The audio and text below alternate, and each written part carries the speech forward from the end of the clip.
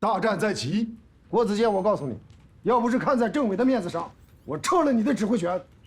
副旅长，如果我刺伤了您的自尊，我道歉。但是希望您能够认真思考我的建议。好，我告诉你，你不是396旅的参谋长，也不是一个侦察办的班长，你的岗位在一营。回到岗位上。朕。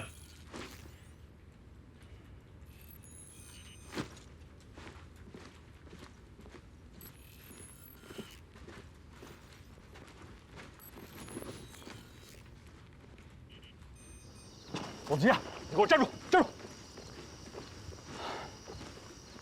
索副旅长毕竟是你的上级领导，你得注意自己的态度。政委，打仗又不是打态度，虽然打的不是态度，但态度却能造成内伤啊！你的心情我们都理解，但战斗马上就要打响了，难道还要全部更改作战部署？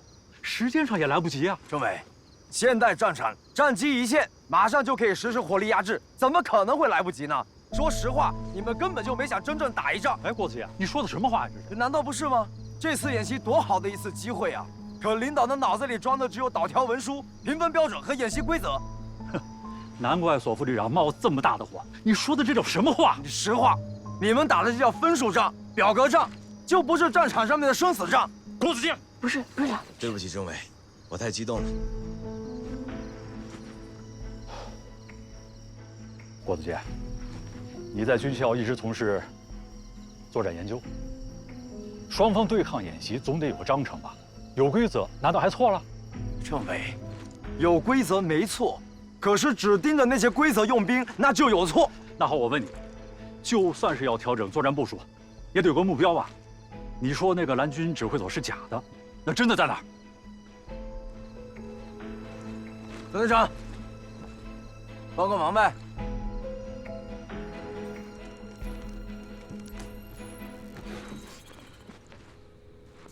什么意思？你不是说要数据说话吗？这个地点既隐蔽又偏僻，从各项数据来看都非常符合蓝军指挥所的选址要求。你认为蓝军的指挥所在黄石岭？能确定吗？因为没有现地侦查，无法做出最后的判断，得需要去看一眼。万一我的推测是对的，如果错过战机，选择了错误的打击目标，我们极有可能会输掉这场战斗。可是郭子健，现在都几点了？你是主攻营的营长，你们一营承担的战斗任务不能有任何的耽误。你现在跟我说你要去黄石岭，这不是开玩笑吗？政委，我不能去，有人能去啊。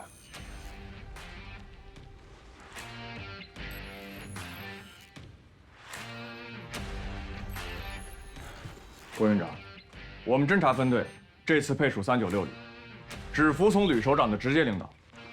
再说了，您之前既然觉得我们的侦察结果只是纸上谈兵，现在又何必多此一举？我说错了，我向你道歉。你们不是纸上谈兵，你们是科学尖兵。怎么，韩同志，辛苦你跑一趟了。是。到达侦察区域之后，请直接与我单线联系。是。赶紧回营。是。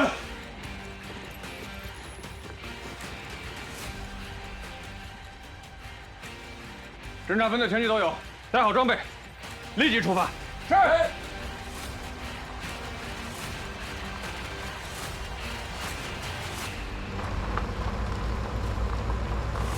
营长，咱们这一晚上是不是就白忙活了？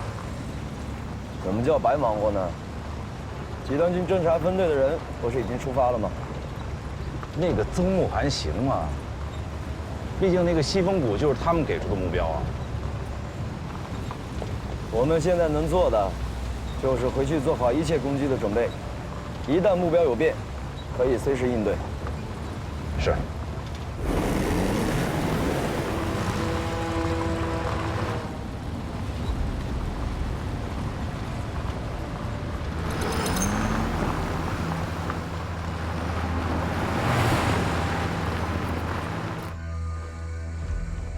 在这么个小地儿给指挥中心安营扎寨，真是委屈您这位蓝军旅长了。只要能打胜仗，哪怕是怪厕所那点地儿都行。老虎口的备用指挥所还留吗？我说了是备用吗？所谓的指挥中心，无非是一套指挥设备、一批机关参谋、一群保障人员而已。我龙眼山在哪里，哪里就是指挥中心。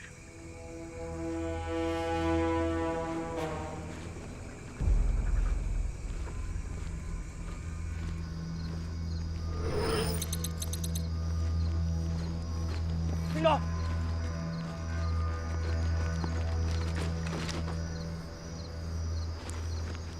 真的假的？内部消息，绝对可靠。江山易改，本性难移。都什么时候了，他郭子健还想着出风头？是啊，听说要不是政委在场，索副旅长真想当场把他给撸了。不对，把徐大力叫来。是。地图。副旅长，什么事儿这么着急？刚才郭子健汇报了一个新的情况，他带人2次侦查了蓝军指挥所，发现这个指挥所很可能是个假的。蓝军指挥所是核心重点，我们派2支侦查小组都能全身而退，而且得到不同的结论，这个确实不太正常。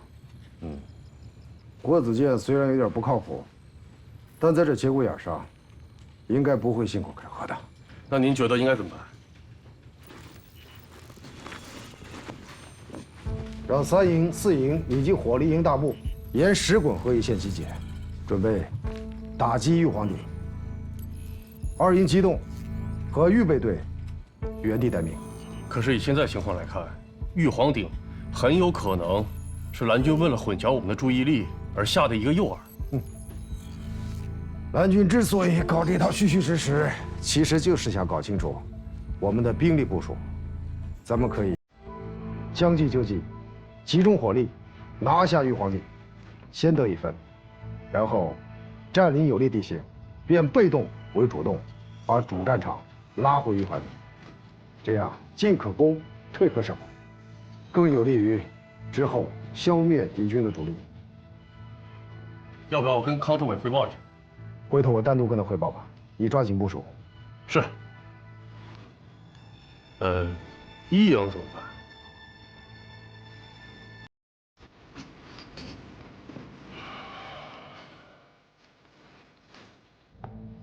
按原计划行动。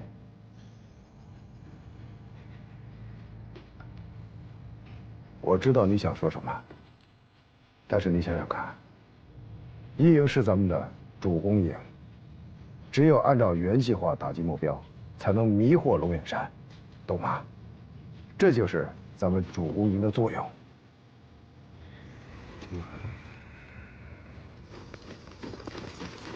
报告。徐德利，过来。营长指示：战斗打响以后，离开你原有的待机地域，向旅指挥所靠拢。为什么？不要问为什么。带上你的配属火力，我会把旅里加强的远程火力也配给你。可他们有自己的防卫力量。徐德利，保证旅指挥所的安全，本来就是我们营的任务，明白了吗？明白，我现在就去安排。这郭子健气儿太盛了，不就是个营长吗？芝麻大点的官，把咱侦察分队贬得一文不值，咱凭啥听他的？这次的任务是396旅的政委亲自下达的，还不都一样？行了，我们要做的就是服从命令，完成任务。是。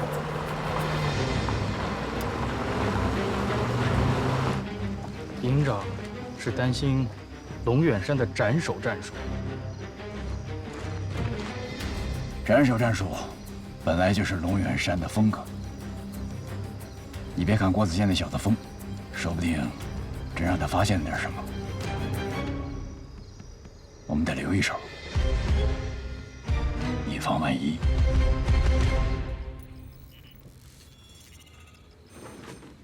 报告，营长，我方作战计划已调整。说，我方主要火力集中打击玉皇顶，我们一营继续打击原目标。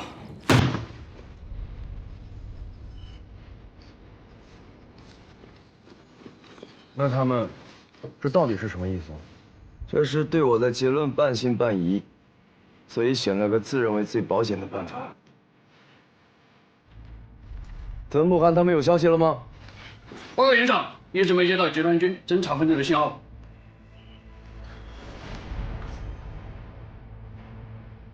这个时候，急也解决不了问题，再耐心等待就好了。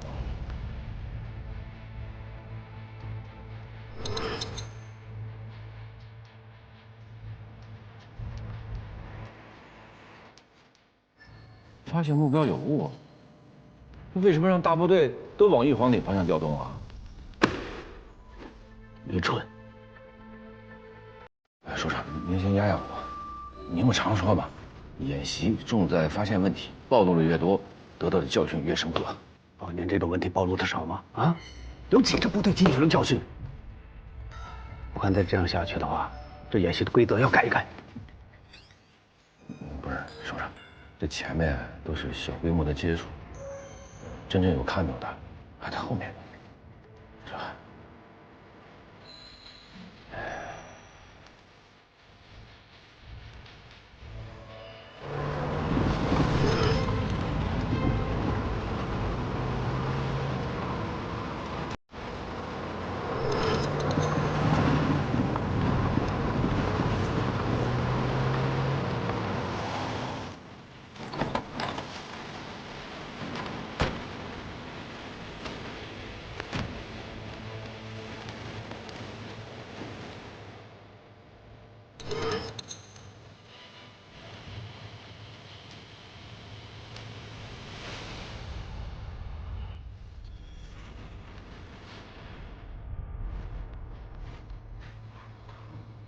子健，天马上就要亮了，我们营打的是全力进攻作战的头一炮。这个不用你提醒，我知道这一炮的分量。一直到现在为止，曾木汗没有任何消息。在这个时候，我们是绝对不可以私自改变行动计划的。刚才吕吉之又特意派人来了，一而再再而三的一定要遵守战场纪律。这个档口还在强调纪律，就是冲着我郭子健来的，我不明白吗？咱们作为军人，本来不就应该是服从命令吗？行，听你的。郭子健，你脑子里面又在打什么算盘珠子呢？你不应该答应这么快啊！你越答应的快，我心里就越没底了。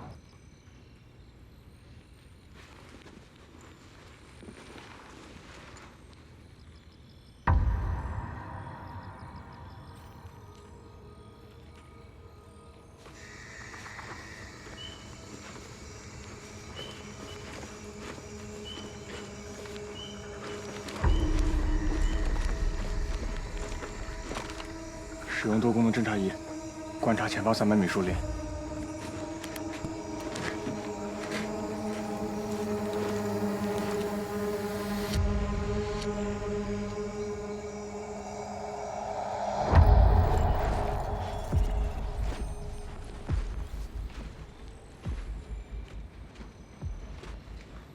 不等了，通知吴东胜，马上来营指挥所。是。吴东升级侦察班全体成员正在待命。不愧是一营的侦察班长，仗马上要开打了，一直收不到集团军侦察分队的消息。你们的任务是对黄石岭区实施现地侦察，保证完成任务。吴东升，您等一下，我有事情跟营长商量一下。战机稍纵即逝，哪还有时间商量？吴东升，走，出去。我知道你心里面惦记黄石岭区域，咱马上就要发动主攻了，这个时候不容易出现任何偏差。集团军已经把侦察分队给派出去，退1万步讲，就算出现了什么问题，延误了战机，跟你郭子健没有半毛钱关系了。你这话我就不爱听了。我郭子健从来要的不是但求无过，我要把仗打赢。指挥员对目标有怀疑，难道不该侦查吗？我能理解你的出发点是好的，但你这么做……行，我说不过你啊，这回就当你让我，行不行？出任何事情，我郭子健自己担着，绝不连累你。什么叫不连累我？我们俩已经是一根筋的蚂蚱了，出了问题我们一起担。好，总动手，到，出发。是。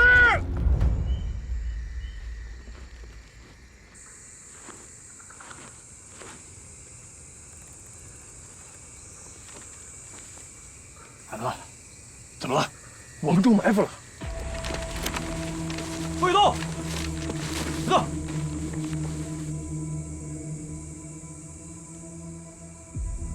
看来郭子健是对的，我帮你抵挡一阵，你快点传递坐标。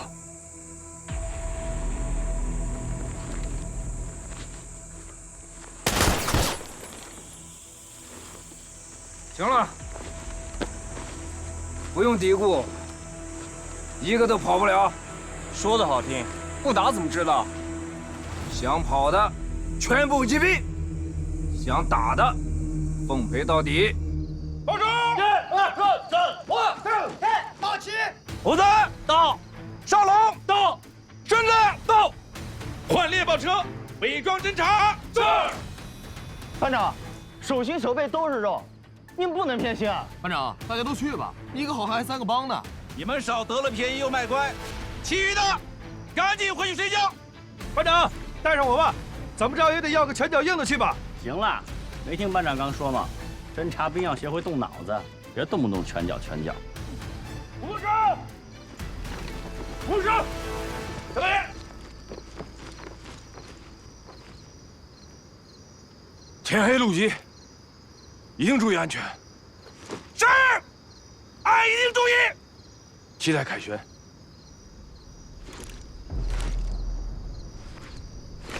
保证完成任务。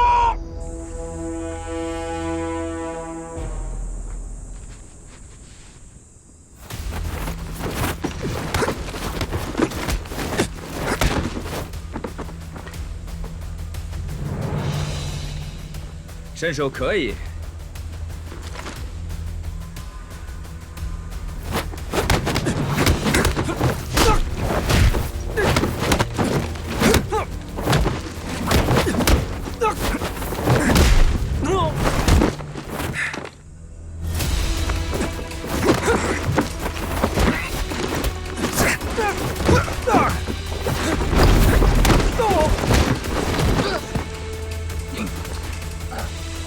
站走！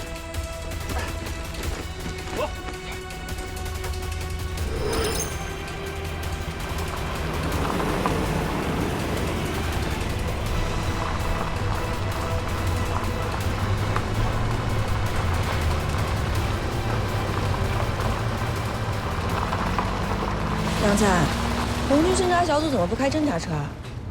在特殊情况下，可以使用合适的车辆及手段进行伪装侦察。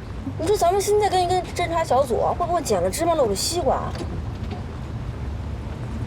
别担心，他们这里正常的进攻行动全部都是按部就班。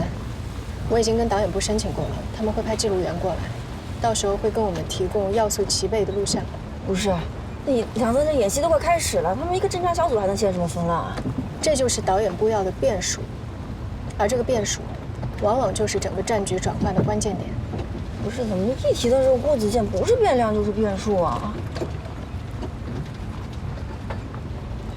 我也想看看，郭子健的判断是不是真的可以超过数据分析的结果。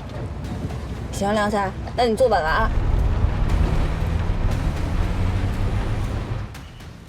报告，说，捕猎小分的报告，擒获5只红嘴鸟。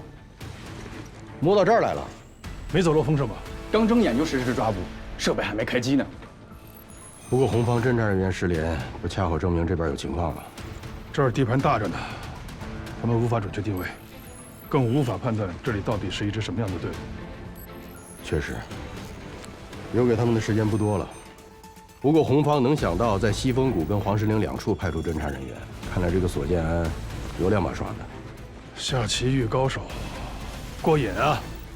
如果索建安真的是一个臭棋篓子，那这仗打的就真没什么意思了。不过也许他还留有后手。政委啊，你怎么能听郭子健传的呢？打仗啊，不能意气用事。啊，反正曾某涵他们现在也没什么任务，让他们辛苦了一趟，至少也能还我们一个心安。我看您对郭子健太过爱护了。建安，你是代旅长，作为指挥员的压力我明白，但我认为啊，在一些关键性的问题上，你应该冷静处置。首先，我承认我对这小子是有点看不惯，但是你太在意郭子健的态度，而不是他的意见。政委，你是我的老领导，你的批评我接受。我知道从演习一开始，你就在帮我树立威信，但是你想想看，现在大战在即，我作为一名指挥员，我不能瞻前顾后啊。再说，我不是完全没有接受他的意见，要不我怎么能临时改变作战计划呢？刘科长，到。通知各进攻部队，人员装备全部进入站位。是。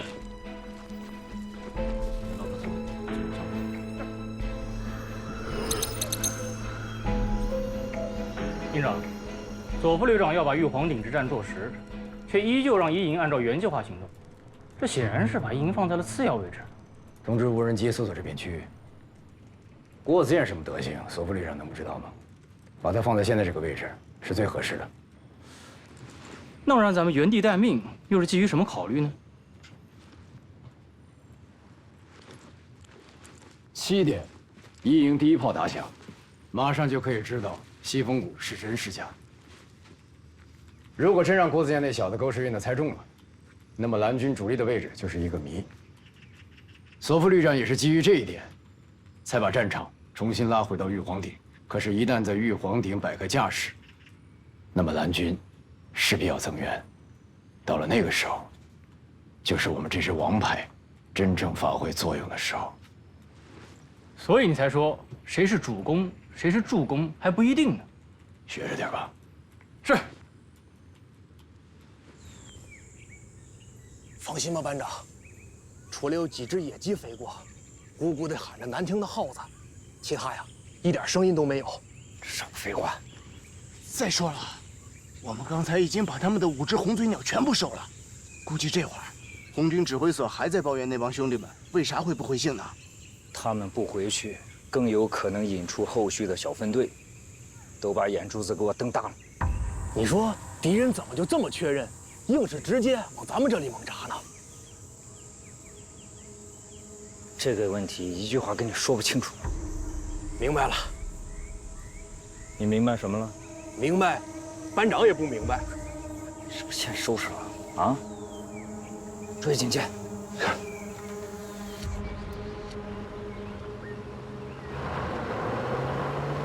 班长，咱们是来做侦查的，后面还跟了个尾巴，这要是暴露，丢的可是咱一营的人。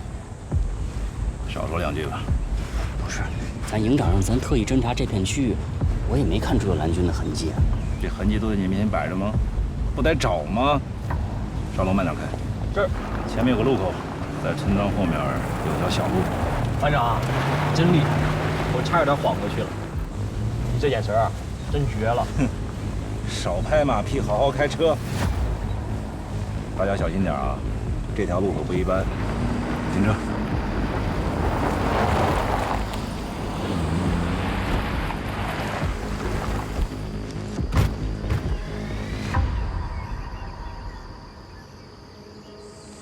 虎子，看仔细点儿。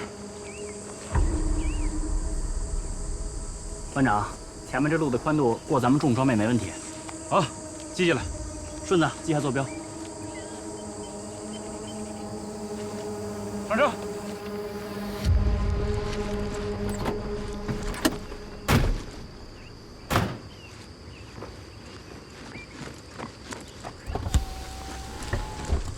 杨参谋，这前面的路呢不太好走，这一般的驾驶技术啊真应付不了，你们就别跟了。哎，你这是瞧不起谁呢？俺没瞧不起谁，俺都是在替你们着想。万一暴露了行踪，算谁的呀？要不，你们就在这儿等着吧，说不定俺们大部队啊真会从这儿经过，到时候你们也方便取证，对不？梁参，他们这是故意找茬。我觉得他说的没错啊。要是遇到敌情，因为我们暴露了目标，这算谁的？我觉得咱们没必要跟着他们，咱们应该盯着郭子健。不，我有预感，这一趟我们一定不会失望的。走啊，开啊！梁参，那你信得过我的驾驶技术吗？下车，换我来开啊！我接受过专门的特种驾驶训练。啊，什么快一点啊，不然就跟不上了。哦，是。我以我的党性向您担保，截止到目前为止，曾慕涵没有跟我们发生任何联络。你们的通信系统是不是一直畅通的？一直畅通。通讯参谋已经1夜没有合眼了，一直坐在电台前盯着呢。郭子健，怀疑的那块地域，他做什么了？政委，由于迟迟没有收到曾慕涵的信号，郭子健迫不得已派营侦察班实施现地侦查去了。我就知道他会这么做。有回复吗？目前没有。现在情况紧急，不要再纠结那个点了。是。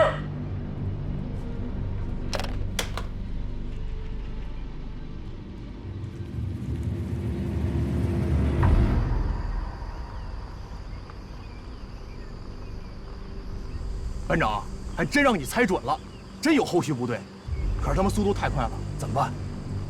指挥所有命令，把这股侦察兵放进来，全部抓俘虏。进了2道坡，可就是咱们的指挥所了。怕什么呀？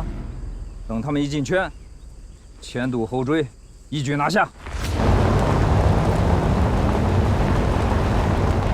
大家注意了，做好战斗准备，情况有点不对头。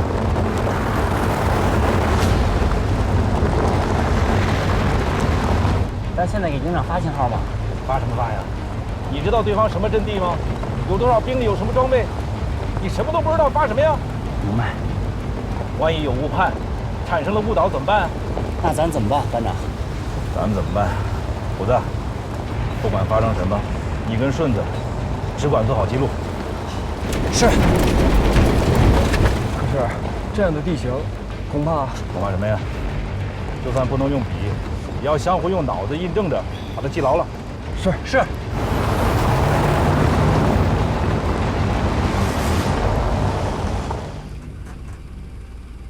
梁探，怎么停车了？蓝军要抓俘虏，不要挡了人家的道。这还真是蓝军的指挥所？现在还不知道，吴东胜他们也发现情况了。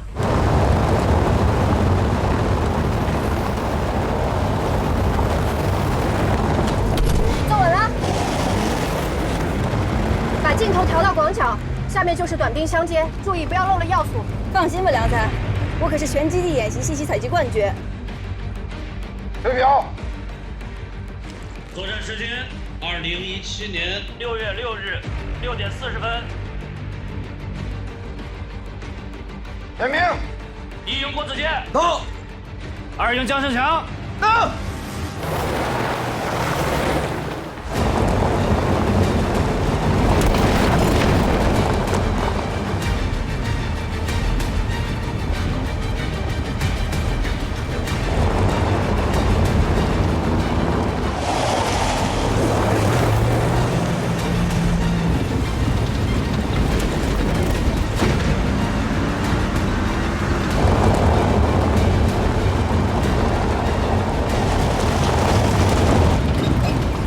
什么情况？应该是蓝军故意设置的，为了阻止对手车辆，让对手无法在车内完成有效作业。不愧是死机旅，这回真要给吴东胜他们整死机了。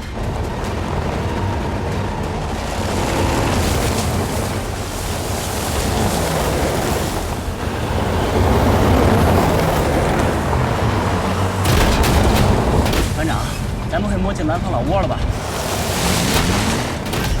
这不是整好了？咱不就要找他们的老窝吗？伙子，哎，俺再强调最后一遍，注意记录战场要素，关键就是坐标。要是万一漏记了误事儿，俺就把你的脑袋摘下来当球皮。是，班长。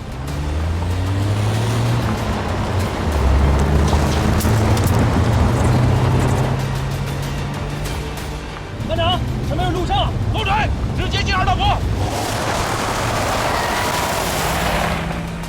放我开！什么？放我开！你开不过他！快！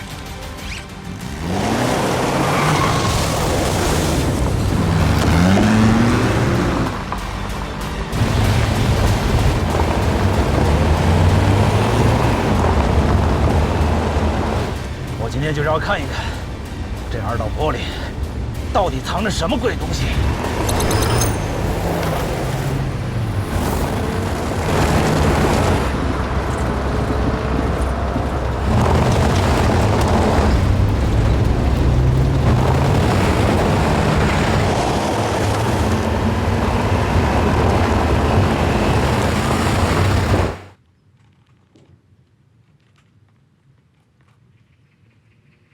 吴东胜还没消息吗？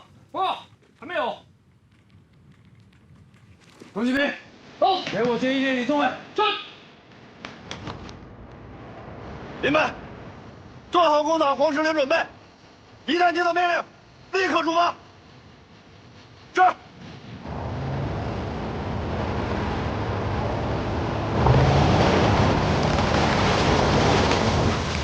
梁总，咱们是采集信息，不是跟踪追击。林子这么密，如果不跟紧一点的话，拍到的就只能是树叶了。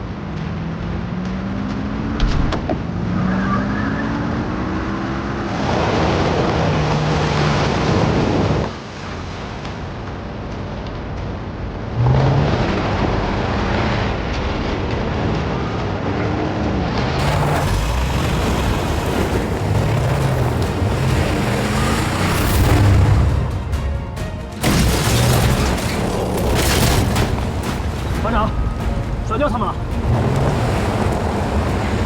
这车技牛啊！没想到红方还有这么厉害的高手。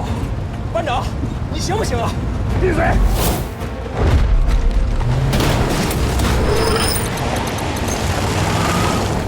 伙子，你们向边上看看，除了帐篷之外，有没有什么装备标志？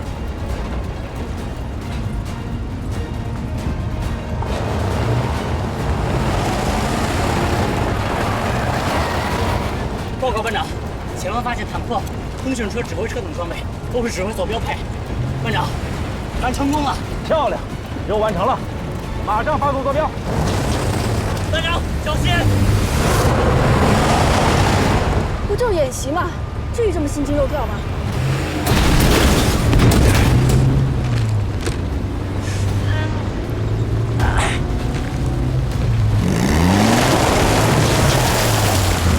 看你小子往哪跑！记住这几个情况：第一，咱军的主力等等要实施反包围，你包围的路线是咱们一直走过的路线。第二，路线两边持有重装备和电子干扰装备。第三，俺怀疑咱军的指挥所就设在2道坡里。能看到斜后方8点钟方向的树丛了吧？一会儿我开车过去，你们就在那儿利用树丛的掩护跳车下去。我开车引开他们，你们下去之后就立刻分散，分别向营长汇报情况，然后等待救援。班长，那你怎么办？俺可能今天就要在蓝军的军营里边过夜了，但只要任务完成了，俺这个部落也就当值了。记住了，坐标和信息无论如何都要发回去。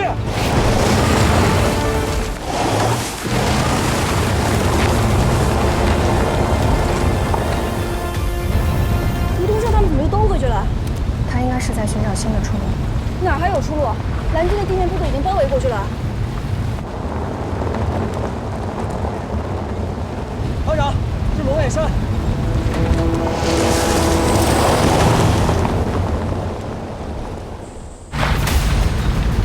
上车！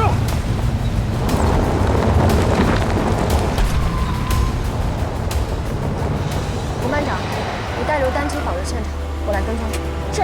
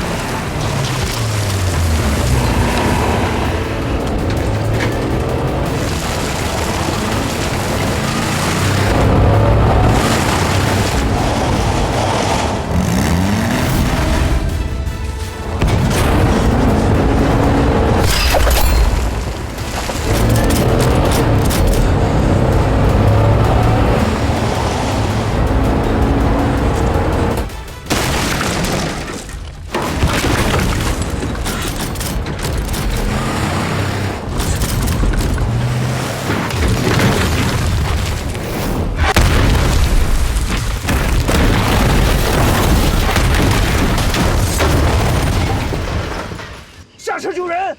救人！救人！救人！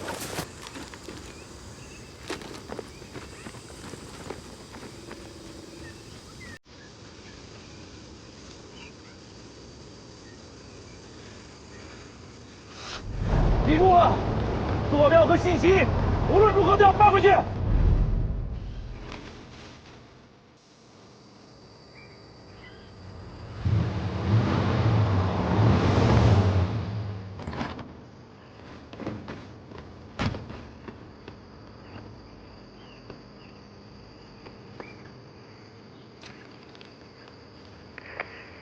导演部，我是梁红，这里发生意外事故，有人员受伤，请快速派出救援车队，还有随行军医。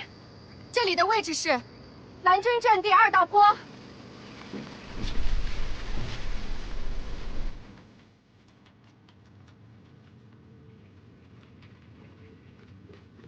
报营长，各作战单元营班全准备就绪，第一波火力压制，是否按时展开？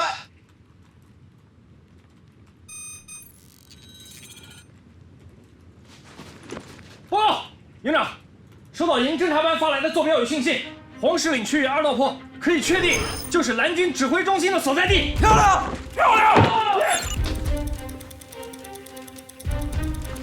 老郭，距离主攻发动时间还有不到1分钟，来不及调整，更来不及向上级汇报。你说，咱们该怎么办？那就按第2套方案办。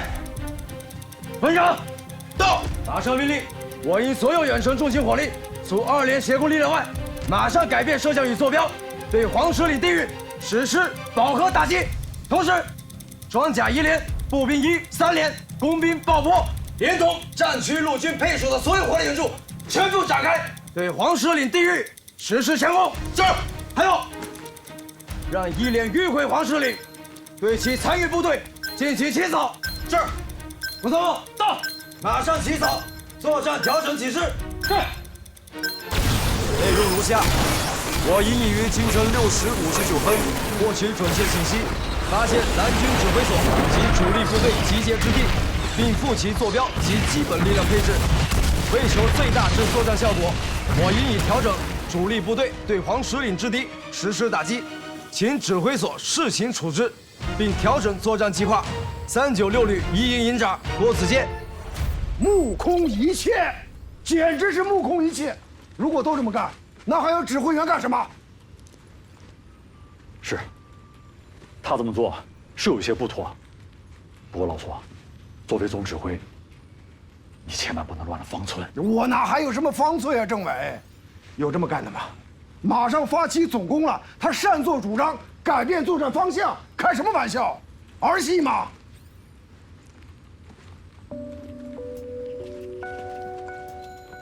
老苏，我核实过了，一营是在主攻任务发起前1分钟才收到信息，之后他们立即提交了请示。请示？时间紧迫，情有可原。什么是请示？请示就是请求上级批示。你批示了吗？我批示了吗？好嘛，我行我素，毫无组织性、纪律性。是，你说的对。出现这样的情况，作为党委书记，我负有直接的责任。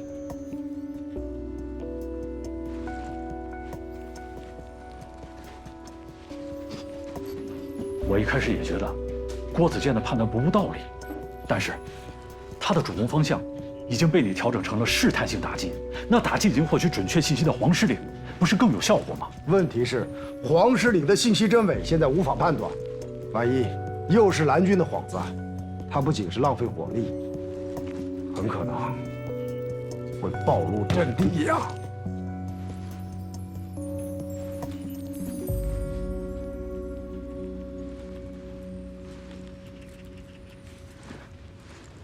行了，咱们不争了，打击效果很快就会出来，等等看。